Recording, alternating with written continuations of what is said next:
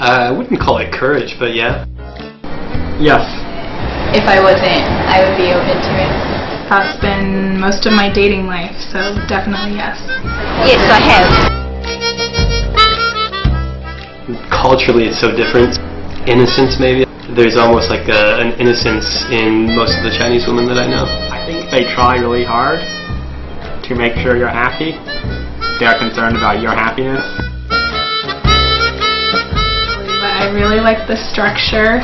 To me, they look very exotic. I've always found Asian men physically attractive because I grew up kind of surrounded by them. For example, honesty or respect for their family or elders.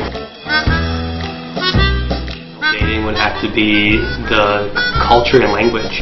Even if somebody speaks really good at each other's language, well, you still run into the fact that it's not your first language. You can never truly express yourself the way you really want to express yourself when you want to tell somebody something or when you're fighting.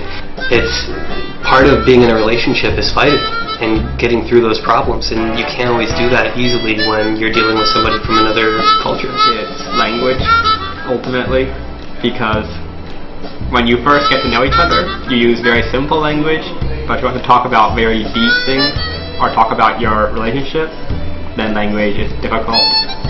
It becomes a problem then. Especially in Shanghai, is that people come and go all the time, especially travelers. It's hard when you have a really great connection with somebody, but they don't live here.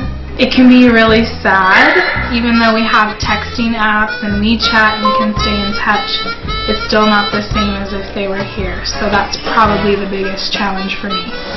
I would just say it's how you make it. Or if you want to focus on the different, it's a different. If you want to focus on good differences, then that's a great thing to focus on. The most attractive thing is their family values, their sincerity. To make it easier, you need to have a lot of patience. Cultures are all different. Not everybody can be American, not everybody can be Chinese. So if you break down that wall and you date somebody from that other culture, you have to be patient and get to know them and get to know their culture. You have to accept that there's a lot of things that are very different about each other, and you just have to get used to it. Some things cannot change. A good communication.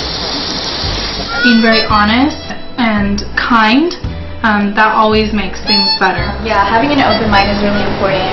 As long as you have open communication and just like be caring towards each other, it should work out fine. I think I care more about the result.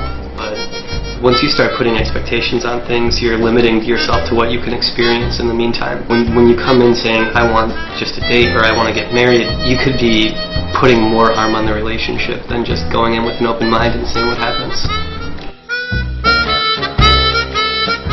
Most women, without thinking about it, maybe want more of the results.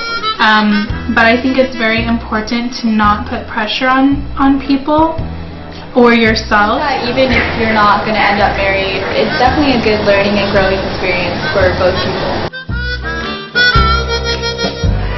If you can stay together for a long period of time, then it's a success.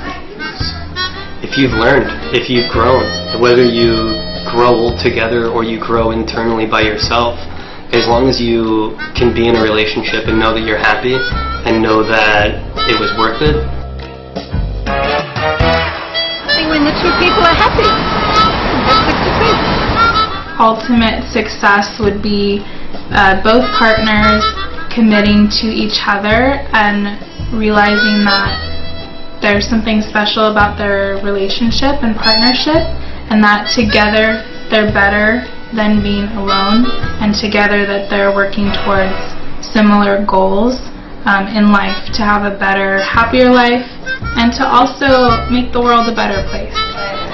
In general, it's a success when both people are happy and they are comfortable with each other.